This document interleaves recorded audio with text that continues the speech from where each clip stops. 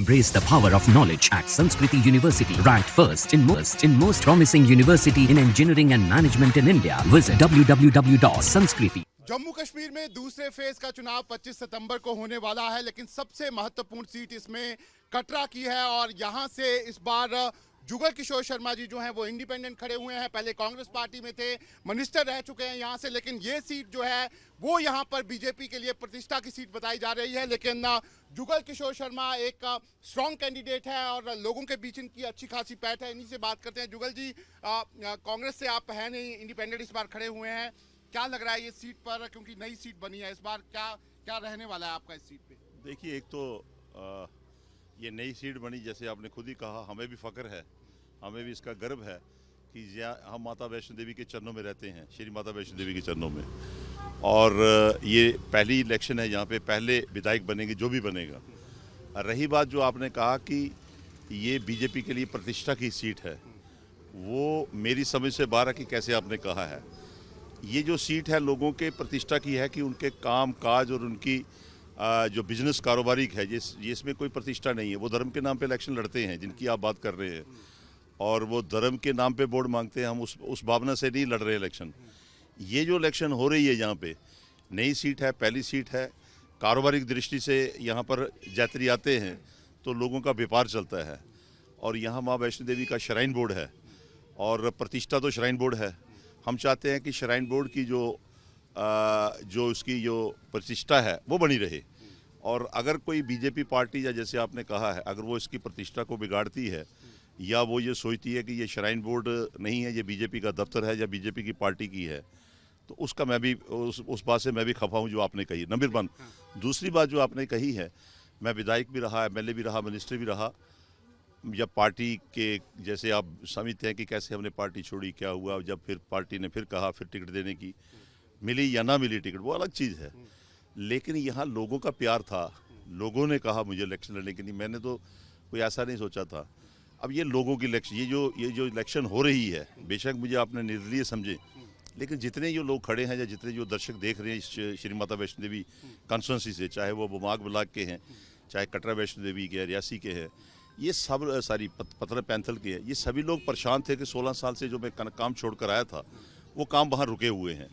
और यहाँ तक जो जिस पार्टी की आपने चर्चा की, आपने प्रतिष्ठा की, वो यहाँ के बिजनेस के ऊपर अटैक करती है, वो नुकसान पहुँचाती है, जैसे गंडोला लगाना। प्रतिष्ठा की बात इसलिए कर रहा था क्योंकि बीजेपी जो थी उन्होंने फैजाबाद की सीट हारी, उन्होंने बद्रीनाथ की सीट हारी की है। हाँ, उन्होंने सीट हारी, लेकिन आप ये कह रहे हैं कि कटरा की सीट भी कहीं बीजेपी हार न जाए। नहीं, ऐसा नहीं है। मैं कह रहा हूँ उनकी चैलेंज उसका नहीं है।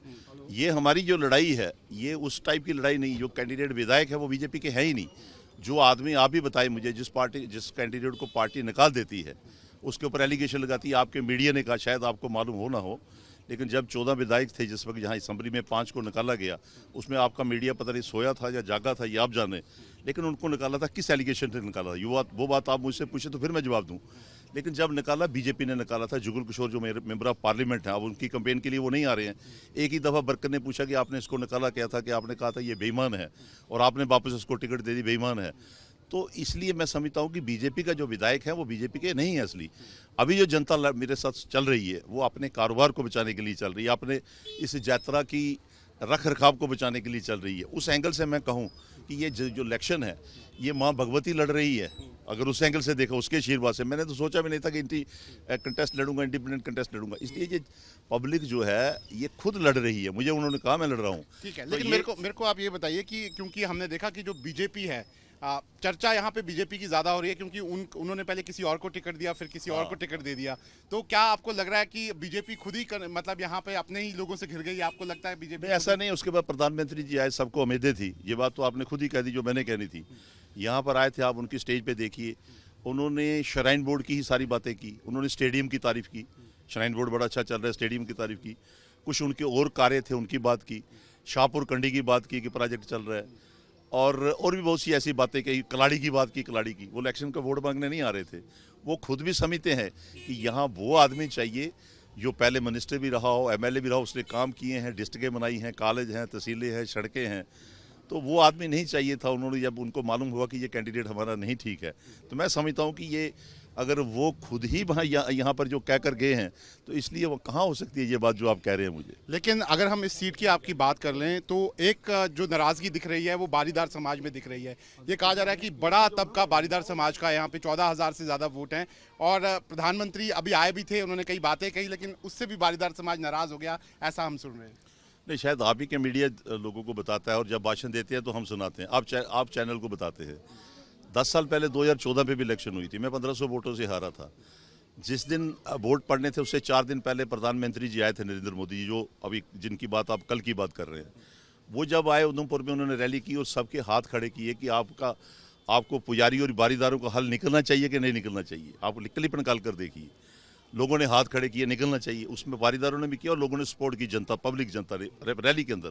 प्राइम मिनिस्टर ने कहा, तो तब वहाँ पर उन्होंने कहा कि मैं परमानेंट सोल्यूशन निकालूंगा जब इलेक्शन खत्म हो जाएगी। अब 10 साल से लोग सारे आस लगा कर बैठे थे। आपका मीडिया भी हर एक तबके से, हर एक से पूछता था कि बताइए आप, इनका हल होना चाहिए। और हमें भी उम्मीद थी कि शायद प्राइम मिनिस्टर आएंगे तो यहाँ पर इसका हल के लिए घोषणा करेंगे। लेकिन जब वो यहाँ आए, उन्होंने जो बोला, उन्होंने ये कहा कि जो श्राइन बोर्ड दे रहा है इनको, उसका भी अपने खाते में डाला कि 9 करोड़ रुपये इनको उसका मिलता है। शिक्षा के लिए बच्चों को देते हैं, 3.5 करोड़ रुपये देते हैं। वो 20 साल 25 साल से जो प्रेसिडेंट जो संस्था चल रही है, संघर्ष समिति चल रही है, टेक ओवर के बाद भी और उससे पहले भी, ये उन्होंने उस वक्त एक किस्म का रिलीफ के तौर पे, ये कोई कॉन्स्टिट्यूशन नहीं है। ये लोगों को जो कहा था कि परमानेंट सोल्यूशन निकलेगा, permanent solution means constitutional amendment कर जैसे हिमाचल के अंदर, शायद आप जानते हो हिमाचल, पता नहीं आप गए कि नहीं गए हैं हिमाचल, आप उधर ही गए हैं, पर फिर इससे बढ़िया का बात, हिमाचल के जब मंदिर टेक ओवर हुए, वो हिंदू स्टेट है, सनातन धर्म है वहाँ पे हिंदू स्टेट के अंदर जब एक्ट बना तो 1984 में उसमें टेक ओवर किया उन्होंने, 35% उनका पुजारी और बारीदारों का रखा। यहाँ बदकिस्मती है कि इस स्टेट के अंदर, यहाँ तो ऑलरेडी हम पिसते हैं, यहाँ पर धर्म के नाम पे भी पिसते हैं। यहाँ जब टेक ओवर हुआ तो जी उनको कुछ नहीं रखा था। ये लड़ाई 38 साल से चल रही है इन लोगों की। तो लेकिन विश्वास था कि प्राइम मिनिस्टर से ऊपर कुछ नहीं है। इन्होंने कहा कि जो हिमाचल में है वो हमें दो। तो आज जो उन्होंने कहा उसके लिए मुझे लगता है कि उसका मैं खुद भी उसकी निंदा जितनी करूं तो ज़्यादा है। और उस एंगल से जो उन्होंने कहा है, मेरे ख्याल बेविश्वासी बात है कि आप किस पे विश्वास किए। जब प्राइम मिनिस्टर ने 10 साल पहले कहा कि मैं आपका परमानेंट हल निकालूंगा, कल वो आए तो उन्होंने कहा नहीं, हम जो दे रहे हैं उसी को थोड़ी सी बढ़ोतरी करेंगे, वो नहीं है कुछ भी। ठीक है, लेकिन अब बात कर लेते हैं, आप पहले कांग्रेस में थे, उसके बाद DPAP में आप चले गए, उसके बाद आप अब इंडिपेंडेंट खड़े हो गए। क्या आपकी नाराज़गी हो गई गुलाम नबी आज़ाद से कि आपने कई लोगों ने उनको सीधा ही छोड़ दिया? क्या ऐसी नाराज़गी हो? नहीं, ऐसा नहीं है, मेरी कोई नाराज़गी नहीं है। आज भी मैं उनकी इज्जत करता हूँ, जी आप गलत कह रहे हैं। लेकिन एक बात है कि जब हमने पार्टी छोड़ी, और आज़ाद साहब का हम एहतराम करते हैं, उनका स्टेटस है, जब छोड़ी तो उन्होंने काम किए थे यहाँ रियासी डिस्ट्रिक्ट के अंदर, रियासी को डिस्ट्रिक्ट बनाया था और बहुत सी चीज़ें ऐसी थी, मेरे पर्सनल रिलेशंस भी थे। मैंने जब देखा कि या तो मेरे पास 2 ऑप्शन थी, या तो मैं उनके साथ खड़ा रहूं तो इलेक्शन नहीं लड़ूं, या फिर जो आवाम आपको दिख रही है इनके साथ चला जाऊं। तो मैंने उनसे इजाज़त ली कि मैं आपके साथ तो फिर भी खड़ा हूँगा, लेकिन आवाम को इस वक्त ज़रूरत है। जो काम मैंने छोड़े थे वहीं पड़े हुए हैं। कटरा के अंदर कारोबारी दृष्टि से हमारे पास कोई और इंडस्ट्री नहीं है। यहाँ घोड़े पिट्ठू को नुकसान सताया जा रहा है, यहाँ गंडोला लगाया जा रहा है, यहाँ जो वैष्णो देवी का श्राइन बोर्ड है ये कमर्शियल इंस्टीट्यूशन बन चुका है। और जो विधायक और पार्लियामेंट में इलेक्शन लड़ते हैं वो भी कटरा के खिलाफ बोलते हैं। मेरे ख्याल आपने भी सुना होगा कि MP साहब ने कहा गंडोला लगेगा ही लगेगा, ये बिना पूछे कि हमें तो पूछो लगेगा नहीं लगेगा। क्योंकि हमारा जो फर्स्ट जो ये रहता है कि अगर हमने जहाँ यात्रा आती है, आप भी मानते हैं इस बात को, कि कोई भी आदमी टूरिस्ट जगह हो वहाँ उसको ज़्यादा टाइम दिया जाए, जहाँ आकर वो 4 घंटे के बजाय वो 20 घंटे लगे, तो इसमें अगर 4 पैसे यहाँ छोड़ कर जाएगा। इसी के लिए जब मैं मिनिस्टर था मैंने शिवखोड़ी बोर्ड बनाया था, इस एंगल से बनाया था कि जो यात्री आता है अगर 1 करोड़ तो 25 लाख यात्रा वहाँ डाइवर्ट हुई है, जबकि 1 लाख यात्रा जाती थी किसी। मतलब आप मान रहे हैं कि जुगल किशोर शर्मा ने जो काम करा है उसके बेसिस पे लोग आपको जिताएंगे? ये मेरी कंपेन यही है, लोग यही कर रहे हैं। मैं स्टार कंपेनर नहीं ला रहा हूँ कि यहाँ आकर झूठ बोलेगा। यहाँ लोग खुद कह रहे हैं, मेरे स्टार कंपेनर लोग हैं, आपने सुना नहीं, किसी को पूछ लीजिए, वो कहेंगे काम किए हैं और काम करेगा वो। और जो छोड़े हुए हैं वो उनको आगे ले जाएगा। और कटरा की मुसीबत जो होगी या बारीदारों की मुसीबत, कॉन्स्टिट्यूशन जिस वक्त हम असेंबली में जाएंगे इसमें कॉन्स्टिट्यूशनल अमेंडमेंट होगी। मैंने पहले भी अपील की थी, अब जो मेरी हस्ती होगी, जो मुझे मिलेगा यहाँ से, जब मैं तो मैं वहाँ भी बोलूँगा। इसलिए आखिरी सवाल है मेरा आपसे कि अब सवाल पूछे, आखिरी सवाल मेरा आपसे यही है कि अब जुगल किशोर शर्मा अब इंडिपेंडेंट चुनाव लड़ रहे हैं, इंडिपेंडेंट चुनाव आप लड़ रहे हैं, लेकिन क्या आपको लग रहा है कि अगर यहाँ पर इंडिया गठबंधन की सरकार मान लीजिए आ जाती है या फिर बीजेपी की आ जाती है, तो जुगल किसके साथ जाएंगे? क्या कांग्रेस में वापसी भी देख सकते हैं हम? आप मीडिया के बड़े सीरियस चैनल हो, इंडिपेंडेंट ही तो सरकार बनाएंगे। कितने लड़ रहे हैं आप मुझे बताओ, कितने कैंडिडेट लड़ रहे हैं, कितने जीत रहे हैं, आपको मालूम है ना? लेकिन कांग्रेस में वापस ये आप छोड़िए ना कांग्रेस को, हमारे पास जो आएगा तो हम देखेंगे। जब हमारे पास 20 कैंडिडेट इंडिपेंडेंट होंगे, क्या आप बताओ कितने जीत रहे हैं? आपके पास रिपोर्ट तो है ना, 20 के लगभग तो इस वक्त रेस में है। तो जब वो जीतेंगे हम बैठेंगे, फिर हम देखेंगे हमने किसको लेना। लेकिन अपनी शर्तों पे फिर जाएंगे आप? नहीं, हम थोड़े जाएंगे, आप बात नहीं समझ रहे हैं। हम नहीं जाएंगे, हम शर्तों पे उनको ले आएंगे। तो आप देख सकते हैं ये हैं जुगल किशोर शर्मा। यहाँ पर कटरा की जो सीट है वहाँ से वो इंडिपेंडेंट खड़े हैं, कांग्रेस में मंत्री रह चुके हैं और इस बार वो जो है वो इंडिपेंडेंट चुनाव मैदान में उतरे हैं। और कहीं ना कहीं ये सीट जो है वो यहाँ पर काफ़ी इम्पोर्टेंट जो है वो यहाँ पर बीजेपी के लिए भी है, लेकिन यहाँ पर इस बार मुकाबला जो है वो यहाँ पर काफ़ी कड़ा है, क्योंकि जुगल किशोर शर्मा के साथ साथ यहाँ पर बीजेपी ने बलदेव राज को उतारा है और साथ ही साथ बारीदार समाज से भी यहाँ पर जो कैंडिडेट हैं वो यहाँ पर चुनाव मैदान में हैं।